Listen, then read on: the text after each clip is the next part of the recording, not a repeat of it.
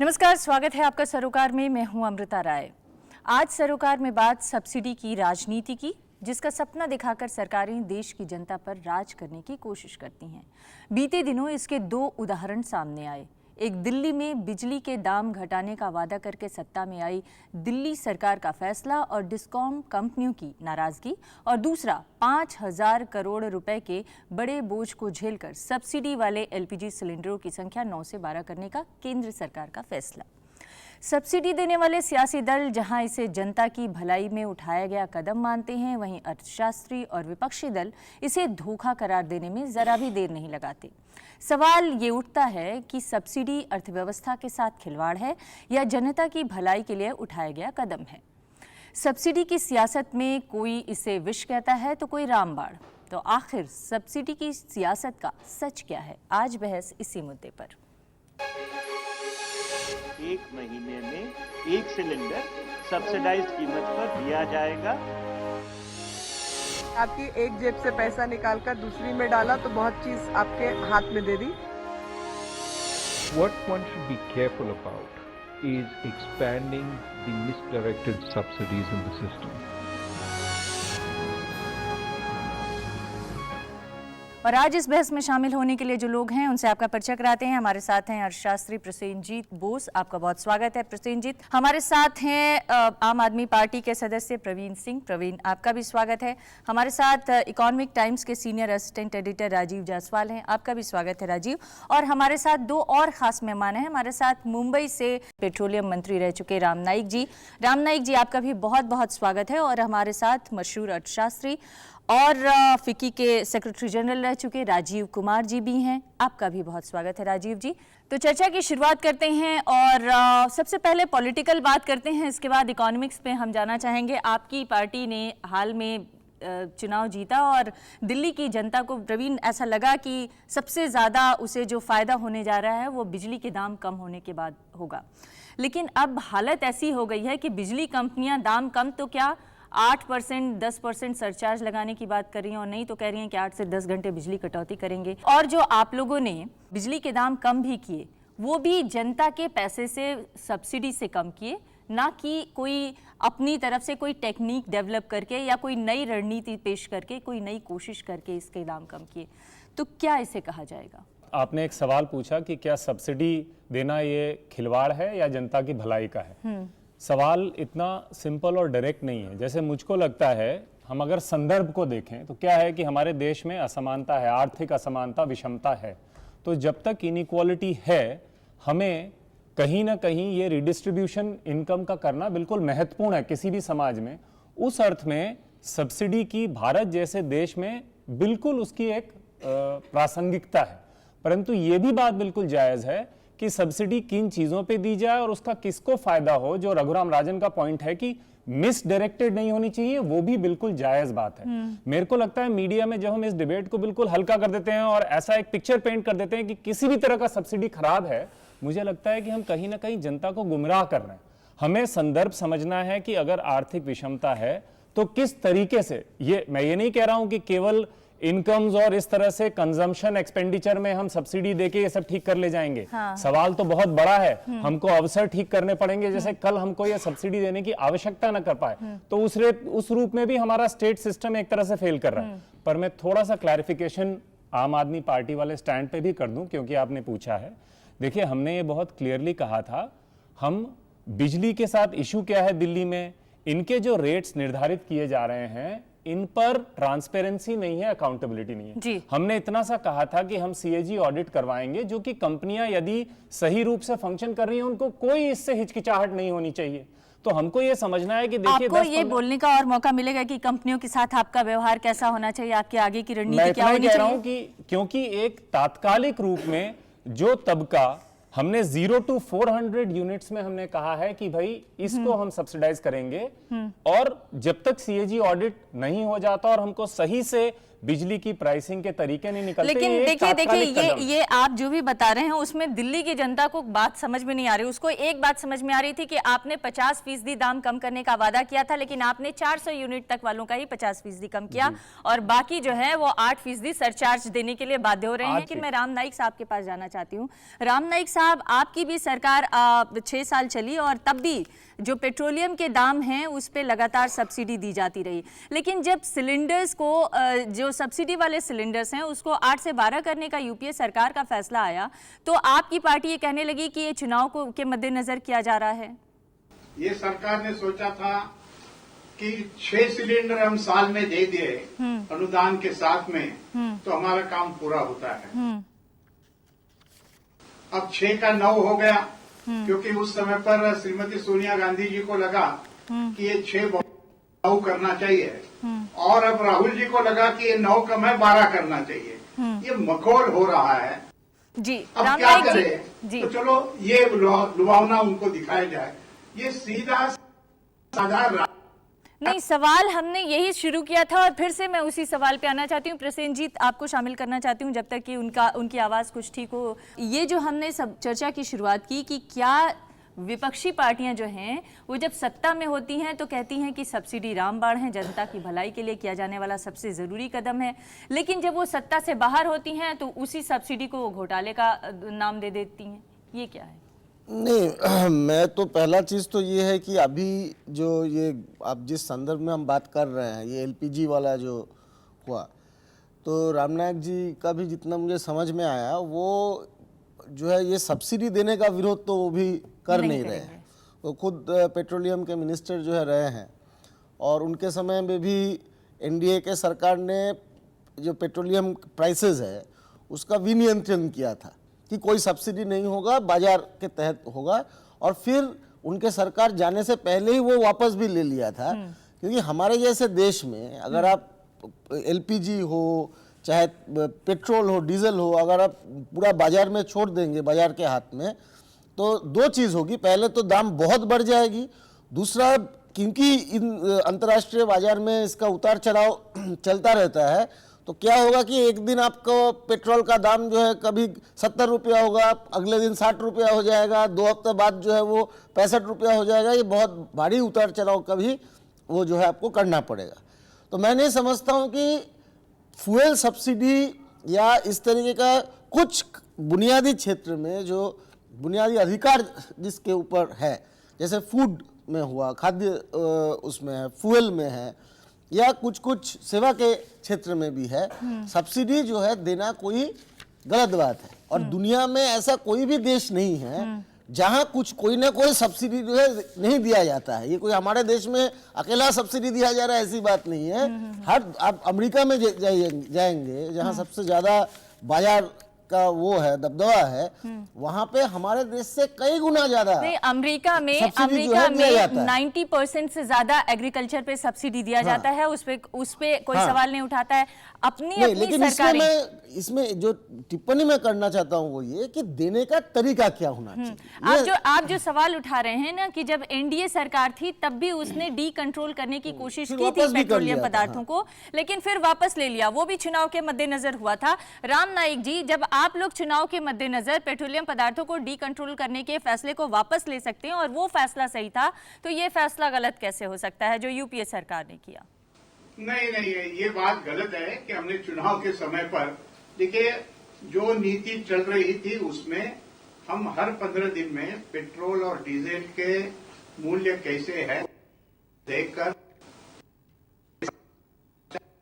40 पैसा इस समय पर कम ज्यादा करते थे। अब जो सवाल चर्चा में आया है वो ये है कि यही सरकार ने केवल 6 सिलेंडर साल में सब्सिडी के साथ देंगे ऐसा कहा था। उसके बाद आर्थिक कोई निकष न लगाते हुए केवल सोनिया गांधी जी ने कहा इसलिए 9 हो गए और अब राजीव गांधी ने कहा इसलिए 12 हो गए। तो यह जो राजनीतिकता है यह चर्चा का विषय है। आम आदमी को, गरीब लोगों को सहायता देनी चाहिए, सामाजिक जिम्मेदारी है, उसमें कोई दो राय नहीं है। लेकिन ये कब दिया जाता है और कैसा दिया जाता है यह बात है तो सरकार ये यहाँ यह जो रामनाथ जी जो सवाल उठाए हैं वो सही सवाल है कि सब्सिडी देना ठीक है, लेकिन ये क्या तरीका है। अब पहले बोल रहे हैं कि 6 सिलेंडर होगा, फिर कुछ महीने बाद वो 9 हो जा रहा है। अभी राहुल गांधी चुनाव से पहले कहा कि 12 तो 12 हो जा रहा है। तो ये सही बात, ये एक आर्बिट्री है। इसमें लग रहा है कि एक नहीं, मतलब लेकिन अगर ये अगर लग रहा है कि राजनीति से प्रेरित है, तो जो आम आदमी पार्टी ने चुनाव जीतने से पहले वादा किया कि 50% बिजली के दाम कम कर देंगे, चुनाव जीत के आई और 50% बिजली के दाम कम किसके हुए? वो उन लोग के लिए हुए जो 400 यूनिट से कम खर्च करते हैं, बाकी जनता तो फिर भी धोखे में रह गई। तो उस तरह के वायदों का क्या कहना है? देखिए, इनका मैं तो कहूंगा कि इनका रिकॉर्ड, पहला चीज तो ये है कि अभी सरकार चलाना शुरू किए हैं, इनको थोड़ा और समय देना चाहिए इनके आलोचना करने से पहले। लेकिन मैं तो कहूंगा कि ये बेहतर, वो लोग जो स्टैंड ले रहे हैं ये बेहतर है, क्योंकि राहुल गांधी जो कर रहे हैं ये पॉलिसी आर्बिट्रीनेस है कि आप कांग्रेस जो कर रहा है हर 3 महीने 4 महीने के बाद क्या बढ़ा जी, इस पे मैं यहाँ बोलना पे चाहूंगा। मैं चाहती हूँ मैं आपको बात शामिल है। करूं, उससे पहले राजीव कुमार जी को इस चर्चा में शामिल करना चाहती हूँ। राजीव कुमार जी, अभी जितनी चर्चा हमने की बिजली और पेट्रोलियम पदार्थों की सब्सिडी की, उसमें बहुत सारे जो विशेषज्ञ हैं उनका ये मानना है कि ये ना अच्छी राजनीति हो रही है ना अच्छा अर्थशास्त्र हो रहा है। तो कहाँ पे फेल हो रहे हैं हमारे राजनीतिक दल? हमारे राजनीतिक दल फेल हो रहे हैं कि ये बिल्कुल पिछड़ेपन का एकदम एक ज्वलंत उदाहरण है। जनता इनसे कहीं आगे बढ़ गई है और राजनीतिक दल और हमारे राजनीतिक नेता अभी भी ये समझते हैं कि ये ऐसे झूठे लुभावने बातें करके और झूठे वायदे करके अपना वोट हासिल कर लेंगे।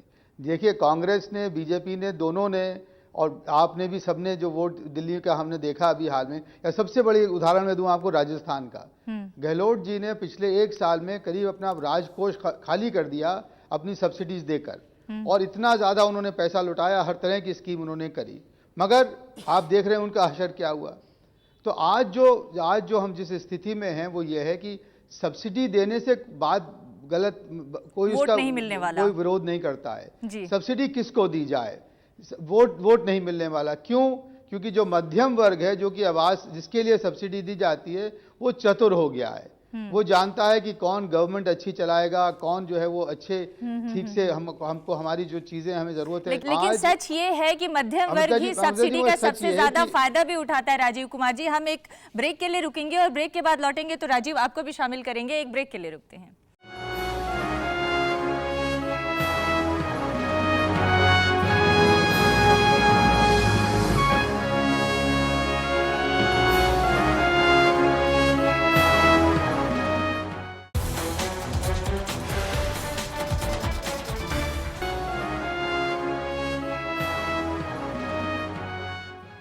राजीव कुमार जी, ब्रेक पर जाने से पहले आप ये कह रहे थे कि मध्य वर्ग बहुत चतुर हो गया है और उसको पता है कि उसको राजनीतिक दल बेवकूफ़ नहीं बना सकते हैं। चुनाव के मद्देनज़र वो कुछ भी सस्ता कर दें या कुछ भी सब्सिडी दे दें, लेकिन एक हाथ से लेते हैं और दूसरे हाथ से देते हैं, और ये एक तरह से बैड पॉलिटिक्स का नमूना पेश कर रहे हैं। लेकिन ऐसा नहीं है कि केवल यही सरकार इस तरह से कर रही है, तमाम सरकारें यही परंपरा निभाती आई हैं।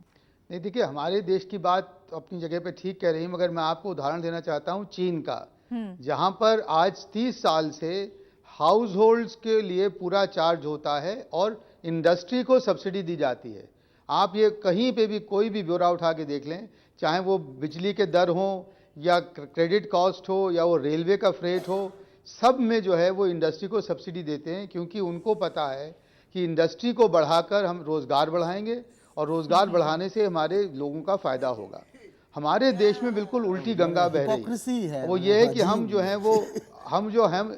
हैं वो सिर्फ अपने जो हाउस होल्डर्स हैं, मिडिल क्लास है, उनका मुंह भरते जाते हैं, और उनकी जो असली जरूरत है वो है शिक्षा की, मतलब आप ये मुझे बता दीजिए, सिर्फ एक सवाल का और जवाब दे दीजिए। आप अगर ये मानते हैं तो क्या स्पेक्ट्रम को जो सस्ते दरों पर दिया गया सरकार की तरफ से, आप उसके सपोर्ट में हैं? नहीं, मैं बिल्कुल उसके सपोर्ट में नहीं हूं, मगर मैं कह ये रहा हूं कि आज मध्यम वर्ग को चाहिए शिक्षा, स्वास्थ्य और अपना अच्छा मूलभूत ढांचा, इंफ्रास्ट्रक्चर, और मध्यम वर्ग को सब्सिडी देकर और इंडस्ट्री को पेनलाइज करना, उससे जो असली गरीब आदमी है, जो कि बेरोजगार है, जो कि आज आपके पेड़ के नीचे बैठा रहता है और कहीं साइकिल संभालता है, कभी जूते बनाता है, उसको कोई भी फायदा नहीं होता। बिल्कुल हमारा जो सब्सिडी का जो लक्ष्य है वो लक्ष्य बिल्कुल लक्ष्य विहीन हो गया है। लेकिन अर्थविहीन अगर हो गया लक्ष्य है। तक नहीं इस भी पहुंच सब्सिडी पा के रहा है तो ढांचे हम को उस हमें सब्सिडी देखना की चाहिए। प्रक्रिया को गलत कैसे ठहरा सकते हैं? ये तो राजीव कुमार जी का इस बात से तो मैं बहुत ही मतलब एकदम सख्त मेरा ऐतराज है वो जो बात कहे, क्योंकि यही बात है कि हमारे देश में अगर सबसे ज़्यादा सब्सिडी किसी को मिल रहा है तो वो बड़े बड़े उद्योगों को मिल रहा है, कॉर्पोरेट्स को मिल रहा है। आप अगर टैक्स छूट को अगर सब्सिडी के तहत ही आप देखेंगे, वो सब्सिडी है, कितना टैक्स छूट दिया जाता है, टैक्स कॉन्सेशन तो लाखों करोड़ों में है जो है। कॉर्पोरेट टैक्स कॉन्सेशंस है, एक्साइज ड्यूटी का कॉन्सेशंस है, ये सब कॉर्पोरेट सब्सिडीज है। आप प्राइवेट सेक्टर को देख लीजिए, मुफ्त में या कम दर में जमीन देना, कम दर में पानी देना, कम दर में बिजली देना, कितने कितने जो है सुविधाएं दिया जाता है इंडस्ट्री को। ये क्या है? सब सब्सिडीज है। तो बात यह है कि समाज में हर तबका ही सब्सिडी ले रहा है। अभी जो बात आया ये सही बात है कि सब्सिडी कितना हो, क्या हो, उसका पॉलिसी तरीके से फिक्स होनी चाहिए, उस पर बहस होनी चाहिए। नीतिगत मामला है, ऐसा नहीं होनी चाहिए कोई राजनेता अचानक इस पे मैं एक और ऐड करना चाहूँगा कि अगर आप देखिए पेट्रोल आज के दिन में फ्री है और ऐसे उसके दाम बढ़ रहे हैं कि पता नहीं। और आपको जानकारी ये होनी चाहिए कि पेट्रोल कोई अमीर आदमी नहीं यूज़ करता है। पेट्रोल 62% पेट्रोल की खपत टू व्हीलर्स करते हैं, मोटरसाइकिल जो यानी कि गांव में जो मोटरसाइकिल और स्कूटर चलाते हैं हम उनके अगेंस्ट काम कर रहे हैं। तो वहाँ तो आप कंट्रोल नहीं कर रहे। और दूध का कीमत बढ़ता जा रहा है, आज ही बढ़ा है 2 रुपया फिर से दूध का कीमत। इसमें आप पार्टी का भी कुछ विचार होना चाहिए। आप पार्टी से मैं पूछूं उससे पहले राजीव कुमार जी के पास जाना चाहती हूँ। अमृता जी, मैं ये कह रहा हूँ कि मुझे बहुत अफसोस है कि आम आदमी की परिभाषा हमारे डिस्कशन में उन लोगों तक सीमित है जो 2 स्कूटर चलाते हैं या गैस का सिलेंडर इस्तेमाल करते हैं। आम आदमी, असली गरीब आदमी व्यक्ति वो है जो इनफॉर्मल सेक्टर में 80% सर के ऊपर अपना भार ढोता है, जो कि सड़कों के किनारे जो है वो खड़ा होकर कुछ ना कुछ अपना कारोबार करता है, जो गरीबी रेखा के नीचे है। ये सारी सब्सिडीज उन तक नहीं पहुंचती हैं। अगर मैं आपसे एक उदाहरण दूं, 9,000 करोड़ की सब्सिडी केरोसिन को दी जाती है। अगर ये बंद करके अगर हम 9,000 करोड़ की स्कॉलरशिप्स, एजुकेशन स्कॉलरशिप्स गरीब लोगों के बच्चों को दें तो क्या वो बेहतर नहीं होगा? अगर हम 1.5 लाख करोड़ की सब्सिडी अगर हम फ्यूल सब्सिडी बंद करके भी गरीबों को दिया जा सकता है, अर्बन ड्वेलर क्यों नहीं दिया जा रहा है? आपको जो कॉर्पोरेट टैक्स कॉन्सेशन है वो बंद करके भी गरीबों में बांटा जा सकता है। कॉर्पोरेट टैक्स इस समय 36%, 33% है। और आप जो बात हमेशा करते हैं, हमारे यहाँ मुश्किल क्या है कि जब भी बात ऐसी करो तो हमेशा बात उन बड़े बड़े सामंत पूंजीपतियों की आ जाती है बनिस्बत इसके आए कि जो मध्यम और छोटा हमारा जो एंटरप्रेन्योर है, जो कि आज बोझ से दबा हुआ है, इंस्पेक्टर से, करप्शन से, हर तरह की रेगुलेशन से, उसकी बात कोई करता ही नहीं, जो कि 80% एम्प्लॉयमेंट देता है। तो क्या हम उनका इंफ्रास्ट्रक्चर अगर इम्प्रूव करें, जो कि लोग हमारे इतने करोड़ों एम्प्लॉयमेंट दे रहे हैं, तो उससे क्या देश का फायदा नहीं होगा? वही तो बोल रहा ये हूं। मध्यम वर्ग इसमें आपकी एक गलती है। अगर आप ये कहते हैं कि कॉर्पोरेट को हम छूट दे रहे हैं, अगर वो इन्वेस्टमेंट हमारे यहाँ नहीं करेगा तो हमारी गरीबी और बढ़ेगी, देखिए भुखमरी और ये बढ़ेगी। बहुत ही अजीब एक तर्क है। हमारे देश में 33% टैक्स है, ठीक है। मल्टीनेशनल्स भी अगर कारोबार करता है उसको कॉर्पोरेट प्रॉफिट में 33% देना पड़ेगा। हमारे देश के भी पूंजीपति करते हैं उसको भी देना पड़ेगा। क्या होता है, मैं आपको नाम नहीं लेना चाहता आपके प्रोग्राम में, मेरे पास एक कॉर्पोरेट हाउसेस का डेटा है, उसका इफेक्टिव टैक्स रेट क्या है। कोई 20% देता है, कोई 25% देता है, इतना कॉन्सेशन। ये कॉन्सेशन आप बोल रहे हैं, अगर आप सारी कंपनियों को बंद कर दें तो क्या देश चलेगा? तो 5% ज्यादा टैक्स देने से कंपनी बंद हो जाएगी। 33 के बियॉन्ड कितना जाएंगे आप बताइए? क्या बोल रहे हैं? नहीं, सुपर रिच को टैक्स देने बढ़ाने का हमारे देश में लगाइए। हमारे देश में टैक्स जीडीपी रेशियो आप दुनिया के, आप यूरोप से, अमेरिका से तुलना करके देखिए कि कहां पे हम लोग खड़े हैं। क्या आप लोग इसके पक्ष में हैं कि जो मतलब सुपर रिच लोग हैं, जो सबसे ज्यादा धनी लोग हैं देश में, करीब 42,500, सिर्फ 42,500 लोग ऐसे हैं जो 1 करोड़ से ज्यादा की आमदनी वाले लोग हैं जो टैक्स देते हैं। उसके अलावा हो सकता है देश में बहुत सारे और लोग हों मगर वो टैक्स के दायरे में उस तरह से नहीं हैं।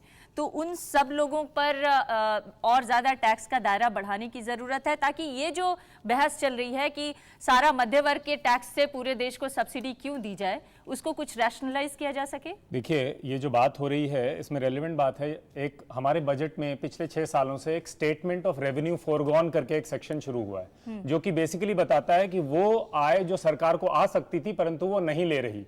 मैं उसका एक हर 100 रुपए की आय जो सरकार को आज मिल रही है उसके लिए वो 60 रुपए छोड़ दे रही है। तो ये जो हम सब्सिडीज वगैरह की बात कर रहे हैं और अधिकांश ये चीजें जो इन्होंने बताया कॉर्पोरेट्स को जाती है, कॉर्पोरेट्स का इफेक्टिव टैक्स रेट आज 20 से 22% ही है, तो वो 33% का आंकड़ा। इसलिए मेरा तो ये कहना है, मैं कोई पार्टियों की चर्चा यहां नहीं छेड़ना चाहता, हमको सचमुच हमारी जो अर्थनीतियां हैं वो फेल कर रही हैं और जनता को इन चीजों को समझने की जरूरत है। ज्यादा पारदर्शिता हमारे अकाउंटिंग में, क्योंकि जो सरकार अपना स्टेटमेंट देती है उसमें जो जैसे ये बता रहे हैं कि भाई आप टैक्स की छूट दे देते हैं, इसको तो कोई सब्सिडी नहीं बोलता और आपके यहां कोई चर्चा नहीं छिड़ जाती, क्योंकि उसका हमने नाम अलग कर दिया है, टैक्स कंसेशन।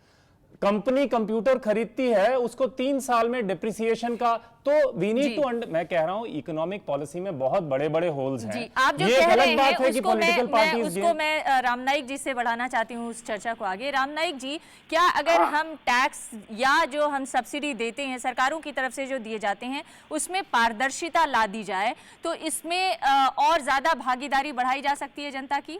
मुख्य जो विषय है कि सब्सिडी किस प्रकार से देनी चाहिए या नहीं देनी चाहिए, तो सामान्य आदमी को जो जीवन आवश्यक चीजें हैं उस पर सब्सिडी योग्यता के अनुसार देनी चाहिए। और सामान्य आदमी का इसका मतलब जिनको देनी चाहिए वो गरीबी रेखा के नीचे हो और साथ ही साथ मध्यम वर्गीय छोटे आय वाले हो। अब बाकी की जो चर्चा चल रही है, सारी बात आज जो एलपीजी सिलेंडर 9 से 12 तक बढ़ाए उस पर वह मुद्दा है, और वो मुद्दा छोड़कर देश की राजनीति अर्थनीति क्या होनी चाहिए इसका इस समय पर कोई मतलब नहीं है। इस समय पर मतलब इस बात का होना चाहिए कि पहले सरकार को लगा कि 6 सिलेंडर काफी है, उसके बाद 9 सिलेंडर हुए तो कौन सा आर्थिक निकष लगाया, और 9 का 12 हो रहा है तो कौन सा आर्थिक निकष लगाया। और ये जो मान्यवरों ने अभी कहा कि एक साल में 6 सिलेंडर काफी होते हैं, मुझे पता नहीं चलता है कि वो कौन से दुनिया में रहते हैं। कोई भी 3 या 4 व्यक्तियों का परिवार है तो उसको महीने में 1 सिलेंडर लगता ही है। अब ये 6 सिलेंडर में कैसे पकाते हैं और ये कौन सा परिवार है मालूम नहीं पड़ता। सरकारी आंकड़ा बताता है वो 89% लोग जो हैं वो साल में 9 सिलेंडर में अपना काम चला लेते हैं, और शायद इसी आधार पर इस 9 सिलेंडर की अवेलेबिलिटी नहीं है, इसलिए भी वो आंकड़ा कम है। ये जो आंकड़ा मैंने दिया, ये 30 तारीख को जब सरकार ने वीरप्पा मोइली जी ने जब इसकी घोषणा की सिलेंडर को 9 से 12 करने में, वहीं पे उन्होंने बताया कि प्रति व्यक्ति सिलेंडर की खपत 6.9 लेकिन राजीव अगर वीरप्पा मोइली ने ये बात कही, मेरे पास दुख की बात है कि कांग्रेस का कोई प्रतिनिधि नहीं है, लेकिन अगर वीरप्पा मोइली ने ये बात कही तो अपने ही ऐलान को वो कॉन्ट्राडिक्ट नहीं कर रहे हैं यहाँ पे, इसीलिए तो जब जरूरत 6 की है या 7 की है तो वो 12 क्यों दे रहे हैं? इसीलिए मैंने कहा कि ये राजनीति है और कुछ नहीं है। वो सिद्धांत वाली बात जो उन्होंने कही, कुल मिला के सिद्धांत स्पष्ट होना पड़ेगा और इसकी तो टाइमिंग डेफिनेटली अगर जरूरत 14 की है तो 14 दिया जाए, अगर जरूरत 20 की है तो 20 दिया जाए, लेकिन जरूरत तय कौन करेगा? कांग्रेस करेगी या से भी ज्यादा इम्पोर्टेंट जरूरत क्या है, क्या उसका प्रक्रिया क्या होगा? तो आप ये मानते हैं कि एक नई प्रक्रिया शुरू की जानी चाहिए? नई प्रक्रिया नहीं, प्रक्रिया हमारे देश में है। आप चुनाव से पहले जनता को आप वादा करते हैं, अगर मैं चुनाव में जा रहा हूं, चुनाव से पहले मैं जनता को बोल रहा हूं मुझे वोट दो, मैं ये सब्सिडी दूंगा, और उसके बाद मैं दे रहा हूं, मैं समझता हूं ये सही है, इसमें गलत क्या है? मैं एक और आंकड़ा आपके सामने रखना चाहता हूं। कुछ और बोला हूं चुनाव मैं उसके बाद में कुछ 2 साल पहले प्रधानमंत्री बोले पैसा का क्या पेड़ में आता है, पैसा ही नहीं है, कोई सब्सिडी नहीं होगा, सब बाजार के ऊपर छोड़ दो। लेकिन एक चीज में, रामनायक जी यहाँ हैं और वो पेट्रोलियम मिनिस्टर रहे हुए हैं, मेरी 1-2 बार उनसे इंटरेक्शन भी रही है। मैं एक आंकड़ा पेश करना चाहता हूँ। 2002 में इन्होंने एपीएम को डिसमेंटल किया, डीजल और पेट्रोल को ऑलमोस्ट फ्री किया, बहुत छोटे छोटे अनुपात में वो बढ़ता था, किसी को चुभता नहीं था। सिर्फ केरोसिन और एलपीजी में उस साल 5,430 करोड़ का ये था, सब्सिडी था। 2004-05 में सरकार बदली, थोड़ा इनकी भी गलती है, इन्होंने भी दिसंबर 2004 से छोड़ दिया। दिसंबर 2000 मैंने इलेक्शन से कुछ समय पहले जी से। दिसंबर 2004। तो ये 5,430 से बढ़कर 20,146 हो गया। आज के दिन में ये 1,42,000 करोड़ है। तेल का दाम रामनायक जी के समय $1 कितना आ रहा था और आज अगर वो $100 नीति- के हम ऊपर चाहेंगे कि बैरल है, रामनायक उस जी समय अगर 20 इसका जवाब दे दें। उसका मुख्य कारण है कि ये सरकार ने कोई नीति नहीं अपनाई है। हमने पहले डीजल और पेट्रोल को डिकंट्रोल किया और उसके आधार तक धीरे धीरे हमने सब संभाल लिया था। आप यदि देखते हैं पूरे देश की इकोनॉमी उस समय, तो जो प्राइसेस है वो सीमित थी, कंट्रोल में थी, और प्राइसेस कंट्रोल में रहने के लिए पेट्रोलियम प्रोडक्ट की बड़ी आवश्यकता होती है, उनकी एक नाइक भूमिका होती है। साहब, जनता एक बात और जानना चाहती है कि सरकारें बड़े बड़े मात्रा में वैट वसूलती हैं। एक तरफ वो एक्साइज और वैट लगाती हैं पेट्रोलियम पदार्थों पर, और दूसरी तरफ वो जो है सब्सिडी देती हैं। ये बात लोगों के समझ में नहीं आती है कि ये इसका गणित क्या है। आम आदमी के समझ में वही बात आएगी कि भाई कितना उनको डीजल पेट्रोल पर देना पड़ रहा है और कितना एलपीजी गैस के लिए कीमत देनी पड़ रही है। जब एलपीजी गैस के लिए कीमत देते समय ये अनाप शनाप बढ़ा रहे हैं, तब ये कठिनाई पैदा होती है। और इसलिए हमारे कार्यकाल में, और ये मैं कहूं कि मैं अकेला ऐसा पेट्रोलियम मिनिस्टर रहा हूं कि जो 5 साल काम किया, बाकी के पेट्रोलियम मिनिस्टर साल 2 साल में बदलते रहे। अब इस सरकार में भी 4 पेट्रोलियम मंत्री हो गए। जब पेट्रोलियम मंत्री स्थिर नहीं है, सरकार स्थिर नहीं है, तो निश्चित तौर पर नीति नहीं है, और नीति न होने के कारण ये सारी बातें हो रही है और इसमें सामान्य आदमी पिसा जा रहा है। जी, तो आप कह रहे हैं कि नीति नहीं है स्पष्ट और इसलिए सामान्य आदमी पिस रहा है। मैं इस पे करना चाहूंगा। मैं समझता हूं कि एक सच्चाई को सामने लाना चाहिए, बात उतना आसान नहीं है। पहला चीज ये है कि रामनायक जी जब पेट्रोलियम मिनिस्टर थे, उसके बाद ये 10 साल पहले की कहानी है। इस 10 साल में अंतर्राष्ट्रीय बाजार में तेल का दाम जो है 4-5 गुना बढ़ा है। उस समय रुपी और डॉलर का जो एक्सचेंज रेट था, और आज आप देखेंगे तो उसमें काफी जो है गिरावट आई है। तो तेल का दाम बढ़ रहा है, उसका सीधा कारण है कि क्यों सब्सिडी जो है बढ़ रही है। लेकिन क्योंकि सब्सिडी नहीं देंगे तो ये बोझ जो है जनता के ऊपर होगा, इसीलिए सब्सिडी इतना ज्यादा हुआ है। लेकिन जो एक्साइज ड्यूटी वैट लगा कि क्यों हमारे देश में तेल हो, गैस हो, इसका उत्पादन हम खुद नहीं बढ़ा पा रहे। इस सवाल को रामनायक जी भी नहीं बोल रहे हैं, इस सवाल का जवाब इंडस्ट्रियलिस्ट दें, और राजीव कुमार जी से इस सवाल का जवाब लेंगे। एक ब्रेक के लिए क्यों हमारे देश में प्रोडक्शन नहीं और 2 चीज करना होगा, प्रोडक्शन बढ़ाना होगा और कंजर्वेशन करना होगा। अगर बचत न करेंगे, भी कुछ नहीं किया प्रोडक्शन बढ़ाने के लिए। कितना हम इस सवाल का जवाब लेंगे, हम इस सवाल का जवाब दोनों से लेंगे, राजीव कुमार जी से भी और रामनायक जी से भी। लेकिन एक ब्रेक के लिए रुकते हैं, ब्रेक के बाद लौटेंगे।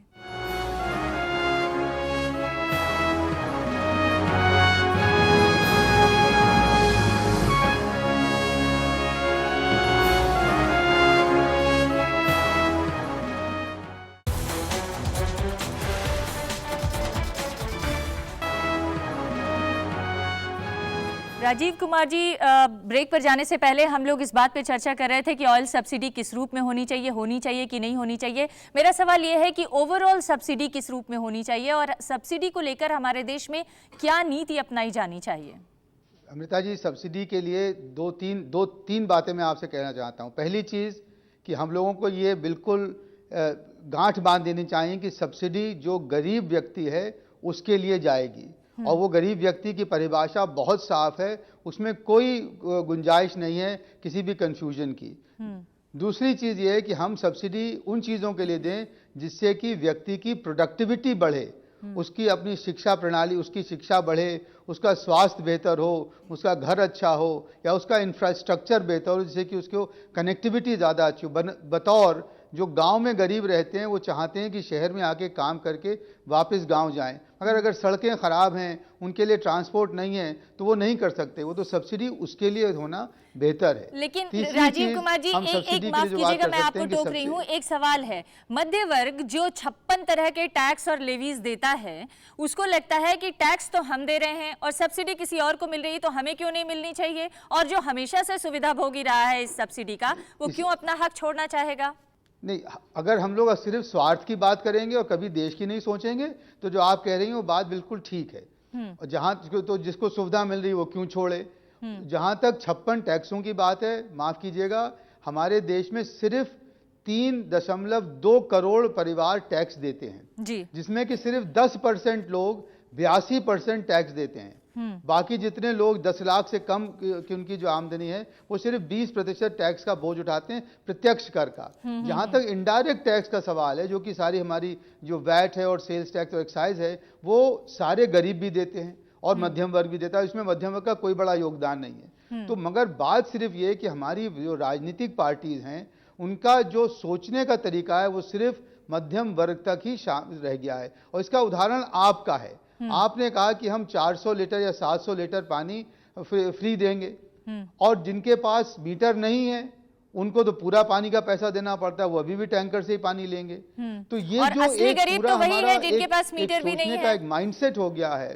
जी, असली गरीब वही है जो कि अभी भी जाके जो पब्लिक ट्यूबवेल है उससे पानी लेता है, और असली गरीब वही है जो कि 5 किलोमीटर चलकर अपनी लकड़ियां सर पर ढोकर अपना चूल्हा जलाता है। मेरे घर के सामने लोग बच्चे गरीब रहते हैं, जिनको आप देख लीजिए, रोज शाम को उन्हीं से जलाते हैं। और मगर हमारा जो सारा वाद विवाद है, सोचना है, चाहे वो लेफ्ट पार्टीज हो या राइट हो, उनका जो है वो एलपीजी जो यूज करते हैं, कितने प्रतिशत परिवार हमारे देश में एलपीजी इस्तेमाल करते हैं, इसका आंकड़ा है किसी के पास?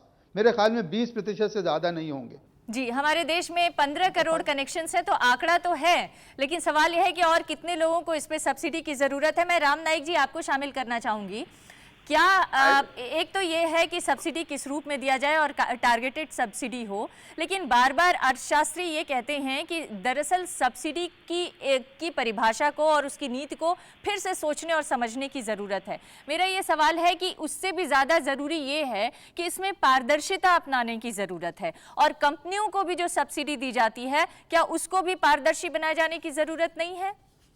अभी जहां तक एलपीजी का सवाल है, जैसे आपके सामने आंकड़ा आया है कि 15 करोड़ परिवारों के साथ एलपीजी है जी। इसका मतलब हर परिवार में कम से कम 5 लोग यदि करते हैं तो 75 करोड़ लोग, मतलब देश के आधे से ज्यादा लोगों के पास एलपीजी है। और दूसरा उसका मुद्दा है कि एलपीजी और बढ़ाना चाहिए ताकि पेड़ काटने का या अन्य प्रकार के चीजों से पर्यावरण की जो हानि होती है वो न हो। अब सवाल सामने ये रखना चाहिए कि अर्थशास्त्री गरीबी रेखा के व्याख्या के बारे में, डेफिनेशन के बारे में भी एक मत नहीं होते हैं, और इसलिए व्यावहारिकता ये है कि जो गरीब आदमी है, जो मध्यम वर्गीय आदमी है, उनको सबको देना चाहिए। ऐसा नहीं देते हैं तो उसमें गलत प्रकार होते हैं, भ्रष्टाचार होता है, और इसलिए सिंपल सादी सूदी नीति अपनानी चाहिए जो पहले हमने अपनाई थी। जो चाहता है उसको सिलेंडर दे दो, और एक सीमित तौर पर देश में नियंत्रण रखा जाए, और मूल्यों पर, महंगाई पर नियंत्रण रखना है। ये तो सीमित अलग-अलग नियंत्रण का मतलब क्या हुआ नाइक साहब? क्या जी? सीमित नियंत्रण की आप बात कर रहे हैं, तो ये सीमित नियंत्रण का क्या मतलब हुआ? यह एलपीजी सबको अवेलेबल होना चाहिए। लेकिन क्या आपको नहीं लगता है कि जो हम ब्रेक पर जाने से पहले बहस कर रहे थे कि दरअसल अगर हमें पेट्रोलियम के सब्सिडी को के हिसाब से ही सोचना है, तो क्यों ना हम उसके कंजर्वेशन, उसके प्रोडक्शन के हिसाब से सोचें? क्या तो आप लोग की सरकार आएगी तो इस तरह के का कोई फैसला, इस तरह की कोई नीति अपनाई जाएगी? जिस प्रकार से हमने हमारे समय पर काम किया, आप पेट्रोलियम सेक्टर की बात चर्चा चल रही है, इसलिए मैं बताता हूं कि हमने 70% आयात पर हम थे, अब आयात 80% हो गई है। मतलब देश का उत्पादन इन्होंने नहीं बढ़ाया, पर्यायी ईंधन जो मिल सकता था इथेनॉल से वो नहीं किया। या जैसे हमने हमारे समय पर सूडान में जाकर या साखालिन में जाकर वहां अपना उत्पादन शुरू किया था, इस प्रकार का इन्होंने कुछ किया नहीं है। या गैस का, या राजस्थान में जिस प्रकार से बाड़मेर क्षेत्र में हमने कच्चा तेल निकाला, तो उत्पादन बढ़ाने का जो तरीका है और उसकी जो नीति है ये सरकार ने छोड़ दिया, और इसके कारण हम इस तकलीफ में आ गए हैं। ये सरकार ने तो गलत किया, लेकिन मैं ये जानना चाहती हूँ आपकी सरकार अगर आएगी तो क्या करेगी? तो निश्चित तौर पर हम इसमें एक नीति बनाएंगे। 10 साल में जो पहले की नीति थी वो छोड़ दी गई है, और इसलिए नए सिरे से नीति बनाकर सबको समान न्याय, और सबको समान न्याय में अर्थ का जिनके पास अभाव है उनको अर्थ के अभाव के कारण जो कठिनाइयां पैदा होती है, फिर वो स्कूल की हो, स्वास्थ्य सेवा की हो, उसमें सरकार सहयोग करे। जी, तो अभावग्रस्त लोगों को सब्सिडी देने के बारे में सब लोग एक मत हैं, लेकिन सवाल यह है कि जब आपको सब्सिडी की ही राजनीति करनी है तो आप वैकल्पिक राजनीति का सपना क्यों दिखा रहे हैं? क्योंकि आप लोग भी वही कर रहे हैं, आम आदमी पार्टी भी वही कर रही है। मैं इसको थोड़ा सा स्पष्ट कर दूं। देखिए, जहां हमने विकल्प की बात की है, खासकर आप बिजली वाली बात कर रही थी, हमने कहा है कि भाई इसके दाम निर्धारित करने की प्रक्रिया साफ होनी चाहिए। 2010 से दिल्ली के RWA लोग इस बात के प्रति आंदोलन कर रहे हैं कि जो रेट्स बढ़ रहे हैं उनको इनमें पारदर्शिता हो। DERC के चेयरमैन खुद जो ब्रिजेंद्र सिंह थे, उन्होंने एक समय पे कहा कि भाई बिजली के रेट 23% कम होने चाहिए। कम होने की बजाय पिछले 3-4 साल में ये करीब 50-60% बढ़ गए हैं, और ये कंपनियां लगातार ऑडिट करने से मना करती हैं। तो जब तक वो ऑडिट नहीं आता है तब तक एक तात्कालिक राहत के रूप में जो निचला तबका है, जिनके यहाँ कम बिजली का कंजम्पशन है, उस क्रम में हमने एक 150 करोड़ रुपए महीने के अप्रोक्सीमेटली खर्चे की सब्सिडी दी है। तो हम विकल्प की बात उस रूप में ही कर रहे हैं कि कल ये पारदर्शी रूप से तय होंगे और उस आधार पर बिजली लेकिन जो असल में उचित देश की जनता को ये पता नहीं है कि आपके पास विकल्प का है क्या, नीति क्या है। वो और भी खतरनाक है। आपके विकल्प के अनुसार सस्ती तो हो जाएगी लेकिन बिजली नहीं होगी। ऐसा क्यों कह रहे हैं? 10 घंटे का कट का अनाउंस कर दिया है। आप जो ये कनेक्शन ड्रॉ कर रहे हैं कि कल अगर कंपनियां अपने बही खाते सामने रख देंगी तो बिजली, ये तो ब्लैकमेल करने का ये तरीका हो गया। नहीं तो फिर इसका विकल्प आप सही ना, दिल्ली की जनता को इससे मतलब नहीं है। चर्चा कीजिए, ये बहुत गंभीर मसला है, बहुत गंभीर मसला है। क्या बोला जा रहा है कि अगर ये दिल्ली का चुना गया सरकार है, इन्होंने कहा कि हमारे शहर में प्राइवेट कंपनियां बिजली दे रही है।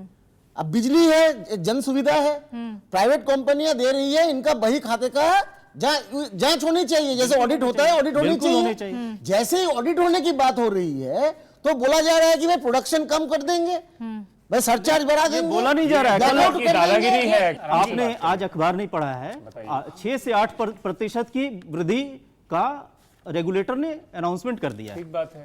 तो उसको रोकने के लिए आप क्या कर रहे हैं? भाई इसी रेगुलेटर से तो बात हो रही है कि ये पारदर्शी तरीके से हो। अभी कुछ अनाउंसमेंट DRC ने किया है।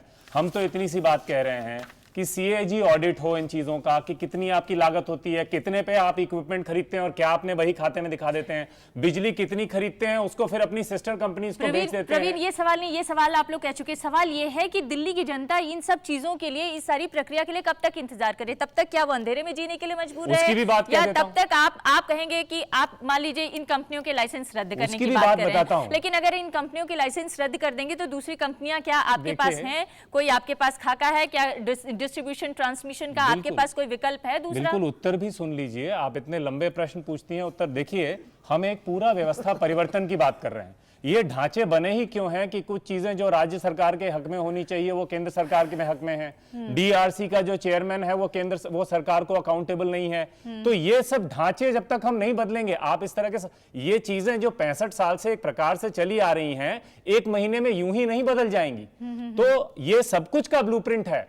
इसमें कहीं ना कहीं जो अकाउंटेबिलिटी, ट्रांसपेरेंसी और जो स्वराज की हम बात कर रहे हैं कि जितने ज्यादा निर्णय जिस स्तर पे हो सकते हैं लिए जाएं, सभी चीजें पारदर्शी हो, गहरे रूप से देखेंगे आप। मैं कोई आम आदमी पार्टी के प्रतिनिधि के रूप में नहीं बोल रहा हूं। आम आदमी पार्टी आज रहे ना रहे, हम सचमुच ये कह रहे हैं कि ये हमारे सिस्टम में फ्लॉज हैं, इनको हम नहीं तो कल अगर कोई एड्रेस नहीं करेगा, ये तू मैं करके आगे शोज में कांग्रेस बीजेपी को कह दे, बीजेपी कांग्रेस को कह दे, एक और सवाल है इससे राजीव जी, मुद्दा मैं हल इस पे नहीं आपकी होता है। टिप्पणी लेना चाहूंगी। आम आदमी पार्टी ने जो सपने दिखाए उस पर राष्ट्रपति जी की भी कड़ी प्रतिक्रिया देखने को मिली। सवाल ये है कि बहुत सारे लोगों का ये मानना है कि दरअसल जब आप बाहर से राजनीति करते हैं तो आप जरूर बड़े वादे कर सकते हैं और आलोचना कर सकते हैं सत्ताधारी दलों का, लेकिन जब आप सत्ता में आते हैं तो जो कंट्राडिक्शंस है इस सत्ता में, इस प्रशासन को चलाने में, उसको मैनेज करना ही सबसे बड़ा स्किल होता है। तो क्या कंट्राडिक्शंस को मैनेज करने में आम आदमी पार्टी कहीं फेल हो रही है? मुझे ख्याल है बिल्कुल फेल हो रही है, क्योंकि उनको ये सबक नहीं याद है कि politics is the art of the possible. और ये कहना कि हम हर चीज में आदर्शवादिता लाके सामने खड़ा कर देंगे, उससे तो सिर्फ एक तरह की अनार्की हो सकती है और अराजकता फैलेगी। उदाहरण के तौर पर यह जरूरी नहीं था कि पहले आप बिजली के दाम 400 के लिए कम डिक्लेयर कर दें और फिर बाद में सब चीजें सुधारें। डीआरसी अभी भी एक रेगुलेटर जरूरी नहीं होगा, और आपके अनुसार जरूरी है, ना जरूरी होने से सब कुछ सही नहीं हो जाता। हमारे को सरकार होने के नाते लगा कि पिछले 3-4 साल से दिल्ली की जनता इस बात से त्रस्त है। मैं एक बात और कहना चाहूंगा, ना आपके कहने से कुछ हो जाता, ना आपके हिसाब से कुछ हो जाता है। और आपके अगर नीता वहां जाके बिजली के कनेक्शन काटते हैं और मीटर खराब करते हैं तो उससे कोई सुचारू रूप से सरकार नहीं चलती है। सरकार चलने का तरीका होता है कि आप रूप से तो सरकार 65 साल में इस देश से नहीं चल रही। अगर आपके नेता अगर जाकर जनहित में काम नहीं कर रहे थे तो भी सुचारू रूप से सरकार नहीं चल रही। तो आप भी जनहित में काम नहीं कर रहे हैं, क्योंकि आप जिस तरह का काम कर रहे हैं उससे सारी की सारा ढांचा चरमरा जाएगा। सही बात। आप रेगुलेटर के ऊपर सीएजी को ला रहे हैं, मतलब ये कि रेगुलेटर नहीं काम कर रहा है।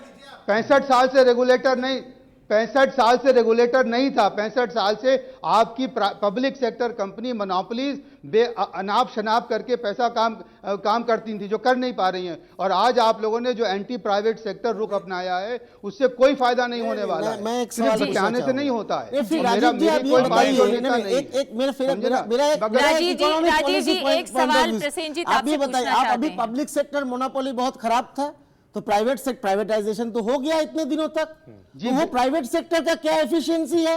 क्यों इतने हर साल हर महीने दाम क्यों बढ़ाना पड़ रहा है? अगर प्राइवेट सेक्टर इतना एफिशिएंट है तो इतना, अगर प्राइवेट सेक्टर एफिशिएंट है, दाम इसलिए बढ़ाना पड़ रहा है कि आपकी पब्लिक सेक्टर मोनोपोली कोल इंडिया लिमिटेड 3 साल से उतना कोयला पैदा भी नहीं कर रही जितना कर सकती थी पहले।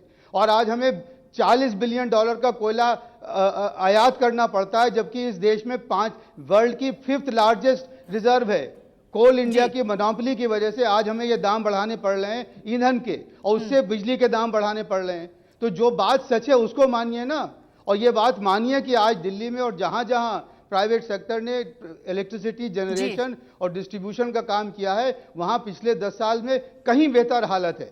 अगर निजी बिजली कंपनियों का बही खाता देखने का बात किया गया है तो उस पे आपका इतना आपत्ति क्यों है? इतना आप जो है क्यों गुस्सा हो रहे हैं? भाई वो डीआरसी करे ना, अरे उसमें एक प्रणाली बनाई हुई है ना, उसमें एक तरीका बनाया सारे रेगुलेटर्स जो है प्राइवेट कंपनीज का जेब में होते हैं, प्राइवेट कंपनीज का जेब में होते हैं। ब्रेक के लिए रुकना पड़ेगा, ब्रेक के बाद लौटेंगे तो ये चर्चा जारी रखेंगे और यहाँ पे जो पब्लिक है उसको भी हम शामिल करेंगे। दरअसल उसकी चिंताएं ये राजनीतिक दल एड्रेस कर पा रहे हैं कि नहीं। एक ब्रेक के लिए रुकते हैं।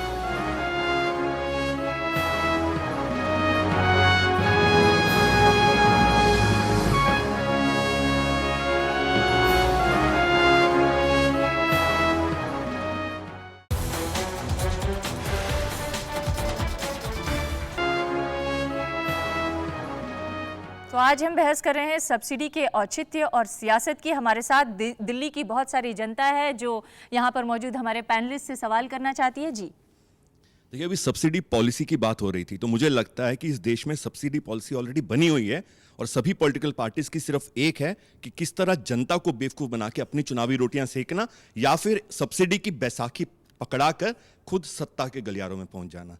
बिजली की बात हो रही थी तो उस पर पूछूंगा कि क्या हम अपने देश में एक ऐसी सरकारी कंपनी नहीं बना सकते जो कि दिल्ली में बिजली सप्लाई करे बिना भ्रष्टाचार के, बिना करप्शन के, बिना घपलों के, बिना चोर बाजारी के? क्यों हम प्राइवेट कंपनीज के दरवाजे खड़खड़ा रहे हैं? क्यों हम पहले उनके घर पे आपका बैठे तो हैं? अनुभव भी है, आप दिल्ली में रह चुके हैं। प्राइवेट कंपनियों को दिए जाने से पहले दिल्ली की बिजली नहीं, की पर स्थिति क्या हम क्या एक थी, क्या हम आपने देखा ऐसी होगा। कंपनी नहीं बना सकते हैं? इन्होंने जो सवाल किया बहुत अच्छा किया कि जो सब्सिडी हम लोग, और इसका एक और अच्छा उदाहरण है, आज हमारे देश में हमारा कृषि यील्ड जो है गेहूं की, चावल की, दुनिया में सबसे कम है। उसमें पब्लिक सेक्टर इन्वेस्टमेंट नहीं होता है जिससे कि छोटे किसान को मदद मिले, मगर हम सब्सिडी जो है वो फूड और फर्टिलाइजर की देते हैं जो सब बड़े किसानों को जाती हैं। अब वो क्यों नहीं चेंज हो सकती? मुझे बड़ा दुख होता है कहते हुए, इतना आसान है ये कहना कि DRC जो है वो प्राइवेट कंपनीज की जेब में आ गया है। अरे कल को आप यही आरोप CAG के लिए लगा देंगे।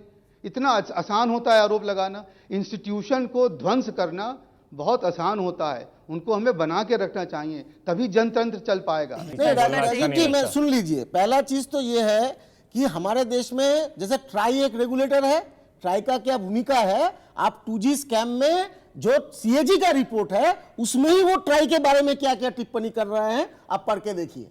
हमारे देश में पिछले 5 साल में, पिछले 10 साल में आपने इसके मतलब पढ़ा नहीं है। मैं ट्राई का मेंबर, मैं ट्राई का मेंबर रह चुका हूं। आपने सुनने का थोड़ा धीरज रखिए। हमारे देश में पिछले 10 साल में ट्राई की तारीफ की है। 2G स्कैम पब्लिक सेक्टर का स्कैम है, ये KG basin scam, coal block scam, ये पब्लिक सेक्टर का स्कैम है। कौन सा सेक्टर जो है ये सब स्कैम, जो हमारे देश का जो प्राकृतिक संपदा है जिसका लूट हो रही है, करोड़ों करोड़ों रुपया आम जनता का संपत्ति का जो है तहस-नहस हो रहा है, ये पब्लिक सेक्टर कर रहा है। CAG ने कहा कोल स्कैम में 1,86,000 करोड़ रुपया सरकार की सब्सिडी। यही बहस करना चाह रहे थे प्रसेनजीत की अगर सब्सिडी दी जा रही है फूड पर, पेट्रोलियम पे, तो आप कह रहे हो जनता की भलाई के लिए दी जा रही है, लेकिन आप अगर आप वही सब्सिडी स्पेक्ट्रम पे दी जा रही है या स्पेक्ट्रम के दर कम करके तमाम लोगों को उसका फायदा पहुंचाया जा रहा है, तो आप कह रहे हैं कि वो जो है गलत पॉलिसी अपनाई जा रही है। गलत पॉलिसी तो है। मैं भी बोलूं, ऐसा कोई नहीं कह रहा है कि इंफ्रास्ट्रक्चर या इंडस्ट्री को बढ़ावा नहीं देना है। हाँ। देखिए, हमारा एक लॉन्ग टर्म प्लान हो सकता है कि भाई समाज एक ऐसी स्थिति में आए कि कल सब्सिडी देने की जरूरत ना पड़े, तो इंडस्ट्री पे, इंफ्रास्ट्रक्चर को भी जो उचित चीजें हैं वो तो करनी ही होंगी, परंतु तात्कालिक रूप में कई बार कंजम्पशन एक्सपेंडिचर पर भी, मैं ये कोई आपका पॉइंट ऑफ व्यू नहीं बोल रहा हूं, मैं बोल रहा हूं हम अपनी डिबेट को शैलो और पोलराइज ना कर लें, है ना। दूसरा, वो संख्या की ही अगर आप बात कर रही हैं, 5 से 6 lakh crore is the statement of revenue foregone. मैं सबका इस पे जो अर्थशास्त्र में थोड़ा भी रुचि रखते हैं ध्यान आकर्षित करना चाह रहा हूं इस डिबेट के माध्यम से। हमारे स्टेटमेंट जो सरकार का बजट आता है उसमें एक स्टेटमेंट ऑफ रेवेन्यू फॉरगॉन है, उसको देखिए, वो भी एक प्रकार की सब्सिडी है, कुछ इंडस्ट्री को, कुछ हायर टैक्स पेयर्स को, सभी लोगों को। तो बहुत कुछ चीजों को देखने की जरूरत है। हम कई बार ये सब्सिडी को एक बैड वर्ड ना बना दें पब्लिक डिस्कोर्स में, क्योंकि कई बार इनकी आवश्यकता है, इसके गलती भी होती है। स्टेटमेंट ऑफ रेवेन्यू फॉरगॉन मैंने कई बार पढ़ा है, उसमें मैंने 3 लेख लिखे हैं, और इसमें जो इंक्लूडेड होता है, अगर नमक पे कर नहीं लगता तो उसमें स्टेटमेंट ऑफ रेवेन्यू फॉरगॉन में वो शामिल होता है। सहमत हूं मैं, लेकिन उसका पूरा प्रकरण भी देखिए। अगर सुनिए मेरी बात, अरे मेरी बात सुनिए जरा, मेरी बात तो सुनिए। निर्यात पर, एक्सपोर्ट्स पर टैक्स नहीं लगता क्योंकि दुनिया में कहीं नहीं लगता, तो 1.5 लाख करोड़ उसमें से उसका जो है वो उसमें वो शामिल हो जाता है। और उसमें अगर हम लोग जो टैक्स, जो हमारे टैक्स कंसेशन जो कि लॉ से दिए गए हैं, उनका भी उसमें वो जोड़ देते हैं। स्टेटमेंट ऑफ रेवेन्यू फॉरगॉन एक इतनी गलत स्टेटमेंट है और उसका इतना बद इस्तेमाल किया गया है, और मुझे अफसोस है कि प्रोफेसर अमर्त्य सेन ने राजीव जी, हमारे पास बहुत सारी दिल्ली की जनता भी है, इसको ठीक से देखना चाहिए। जी, बहुत सारे दिल्ली के लोग हैं जो अपने सवाल जी। मेरा ये कहना है कि जैसे महात्मा गांधी ने कहा था कि जो सेंटर में कुछ लोग, एक लोकतांत्रिक देश में कुछ लोग बैठकर ये तय नहीं करेंगे कि आम जनता की प्रॉब्लम्स क्या, बल्कि आम जनता खुद बताएगी। तो यहाँ पर अगर कोई पार्टी आम जनता की बात को लेकर चल रही है तो दूसरी पार्टियों को मिर्ची क्यों लग रही है उसमें? जी, एक और सवाल लूंगी मैं, कौन पूछना चाहता है? जी, मैं ये पूछना चाहता हूँ कि आम आदमी पार्टी ने इलेक्शन से पहले 50% कटौती की बात की थी बिजली की दरों में। अब वो CAG रिपोर्ट के ऊपर आधारित उनका वो काम रुक गया है, तो उन्होंने किस स्टडी के ऊपर ये 50% जो बिजली की कटौती की बात कही थी वो वायदा किस आधार पर किया था? हमने कहा था CAG ऑडिट होगा, उस ऑडिट से हमें अपेक्षा है, क्योंकि ये जो पिछले 3-4 साल से हम गफलत देख रहे हैं, अपेक्षा है कि दरें अपने आप कम होंगी। ये हमारे मैनिफेस्टो में साफ साफ प्रॉमिस है। परंतु ये भी पता था कि सीएजी ऑडिट में कम से कम 3 महीने लग सकते हैं, तो आने पर तात्कालिक रूप में एक तबके को राहत देने के क्रम में ये सब्सिडी दी है। इवेंचुअली तो ये जो प्राइसेस सीएजी रिपोर्ट के आधार पे आएंगे, उसी आधार पे ये एक्सपेक्टेड रेट कम होने की बात। तात्कालिक आधार पे ही आपने पानी भी 700 लीटर पर डे देने की बात कही, लेकिन वो उन लोगों तक पहुंच ही नहीं पा रहा है जिन लोगों तक पहुंचना चाहिए। वो थोड़ा सा भिन्न है, अगर आप समय देती तो मैं उसको भी उत्तरित करता। वो थोड़ा सा भिन्न है। दूसरे सवाल भी ले लूं जी। मैं 2 छोटे क्वेश्चन पूछना चाह रहा हूँ। एक तो गरीबी रेखा का मापदंड क्या है जी, मतलब गरीबी, और दूसरा सब्सिडी की आखिर नौबत आती क्यों है, ऐसी जरूरत क्या है? बिना सब मतलब इससे पिछली सरकार थी वाजपेयी जी की, उसमें तो खुलेआम सिलेंडर मिलते थे, कोई नौबत ही नहीं आती थी, सब लोगों को मिलते थे। तो क्योंकि सब्सिडी थी तो सब लोगों को मिलते था। अच्छा, और तीसरा क्वेश्चन मेरा और है कि बाबा रामदेव जी ने क्वेश्चन किया था जो मोदी जी के साथ हुई थी, उन्होंने कहा था कि ये टैक्स कम कर दिए जाएँ, वो टैक्स को हटा दिया जाए तो 35 रुपये क्या बोलते हैं लीटर पेट्रोल डीजल पेट्रोल हो जाएगा, वो क्या बोलते हैं 250 लीटर सिलेंडर हो जाएगा। इसमें कितनी सच्चाई है? जैसे मैंने प्रारंभ में कहा कि 6 का 9 हो गया सोनिया गांधी जी के कहने पर, और 9 का 12 हो गया राहुल गांधी जी के कहने पर। इसमें कोई अर्थनीति नहीं है, कोई सिद्धांत नहीं है, और सिद्धांत और अर्थनीति में नहीं होगा। जी, एक आखिरी सवाल आपसे जरूर जानना चाहूंगी। अर्थनीति और सिद्धांत के हिसाब से सब्सिडी की नीति क्या होनी चाहिए हमारे देश में? सब्सिडी की नीति ये होनी चाहिए कि जो गरीब है उसको वह चीज मिलनी चाहिए, और ऐसे जब मिलेगी तभी सर्वसामान्य आदमी के लिए सरकार काम करती है, ऐसी बात होगी, और वह करना आवश्यक है।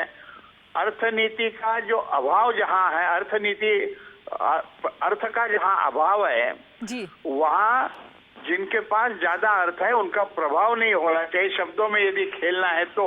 लेकिन असली बात तो ये है कि गरीब आदमी को उसका जीना, खाने के लिए जी, पढ़ाई के लिए और स्वास्थ्य के लिए जी, सहजता से कैसे वो जी सकते हैं, वह आधार होना जी। चाहिए। तो लोकतंत्र में गरीब को राहत देने के लिए सब्सिडी की जरूरत है, और उसको टारगेटेड सब्सिडी के रूप में दिया जा सकता है। एक आखिरी सवाल आप। सारे लोग फ्यूल, लाइट, ये सब तो बात कर रहे हैं, कोई किसानों की सब्सिडी पर तो बात कर ही नहीं रहा है। जैसे हमारे ऊपर WTO बार बार कहता है कि किसानों को सब्सिडी मत दो, तो आप इस पर क्या कहना चाहते हैं? सब्सिडी देनी चाहिए या नहीं देनी चाहिए? और मुझे लगता है कि देनी चाहिए। ठीक है, तो देनी चाहिए, तो किस नीति के थ्रू देनी चाहिए कि हमारा फिजिकल जो डेफिसिट है वो भी हमारे पक्ष में रहे? फर्टिलाइजर सब्सिडी जो है वो ज्यादातर वो किसानों के लिए जाता है। एग्रीकल्चर पे कोई फ्यूल टैक्स जो नहीं है, आपको ये पता जो होना फ्यूल चाहिए। सब्सिडी एलपीजी सिलेंडर ने डीजल पे जो सब्सिडी है वो किसानों के लिए बहुत महत्वपूर्ण है, क्योंकि जो पंप सेट चलता है जिससे खेती बाड़ी होती है, डीजल वो किसानों के लिए है। खेती बाड़ी जो होता है खेत में जो फलन होती है उसको मंडी में लाना, शहर में लाना, बेचने के लिए वो भी ट्रांसपोर्ट जो है वो लेकिन ये भी सच है कि डीजल का अगर डीजल में का जो दाम सब्सिडी बढ़ाएंगे मिलती है उसका तो मैक्सिमम 12-13% ही किसान इस्तेमाल कर पाते हैं। मैक्सिमम 12-13% डीजल जो की भी सब्सिडी का है, इस्तेमाल डीजल कर का पाते दाम हैं। अगर बढ़ता है तो आपका खेती बाड़ी का दाम भी बढ़ेगा। सच्चाई ये है। देखिए, मैं आखिर में एक बात कहना चाहता हूँ। ये बात हर कोई बहुत आसानी से कह रहा है, गरीबों को सब्सिडी दो, अमीरों को नहीं दो, मध्यम वर्ग को नहीं दो। हमारे देश में गरीब ढूंढना बहुत मुश्किल काम है। आप बोल दीजिए कि जिनके पास बंगला है, गाड़ी है, ये अमीर है, इनको कोई सब्सिडी नहीं मिलेगा, मैं सबसे ज्यादा समर्थन करूंगा उसमें। मैं समर्थन में इसमें आप अमीर ढूंढिए और अमीरों को बाहर कीजिए सब्सिडी से। इसमें पार्लियामेंट की कमेटी ने बोला भी था कि जो टैक्स पे करते हैं उनको एलपीजी सिलेंडर देने की जरूरत नहीं है। सरकार क्यों नहीं करती? कम से कम एक तबके को तो हटाए। राम नाईक जी, जाते जाते एक आखिरी सवाल आपसे पूछना चाहूंगी। अगर आप लोगों की सरकार आई तो आप लोग जो नई नीति बनाने की बात करें, नए सिद्धांत बनाने की बात करें, उसमें क्या जो लोग टैक्स पेयर्स हैं, जिनके पास गाड़ी, बंगला, मोटर कार सब कुछ है, उनको एलपीजी के सब्सिडी से बाहर रखेंगे क्या? नहीं, देखिए, ये तो इतनी छोटी बात है। आखिर नीति बनानी है तो सारी बात देखकर नीति बनानी पड़ती है। और गरीब हो या श्रीमान हो, आखिर एलपीजी जैसी बात जीवनावश्यक है, वो सबको मिलनी चाहिए। इस भूमिका में काम करना चाहिए और सबको तब मिलेगी जब हम उत्पादन बढ़ाएंगे। अब उत्पादन नहीं बढ़ा रहे हैं हम, और आज मैं बिल्कुल सहमत के समय पर ये बातें कर रहे हैं। रामनायक जी से मैं भी सहमत नहीं हूँ।